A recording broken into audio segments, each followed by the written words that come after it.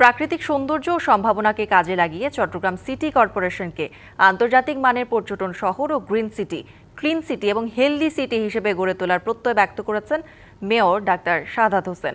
বার্মিংহামের চট্টগ্রাম সমিতির উদ্যোগে আয়োজিত নাগরিক সংবর্ধনায় তিনি এই আশাবাদ ব্যক্ত করেন।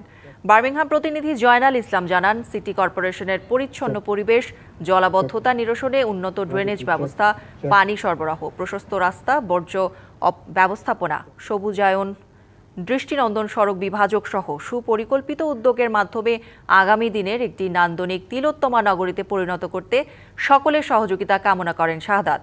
সমিতির প্রেসিডেন্ট আক্তার হোসেন চৌধুরীর সভাপতিত্বে ইমরুল হাসানের সঞ্চালনায় অন্যান্যদের মধ্যে উপস্থিত ছিলেন বার্মিংহাম সিটি কাউন্সিলের lord mayor councillor Jafar Iqbal MB, Mohammad Mujibullah, doctor Golam Kader Nobel, Monir Hossain Ripon, Farhadul Hasan সহ অনেকে।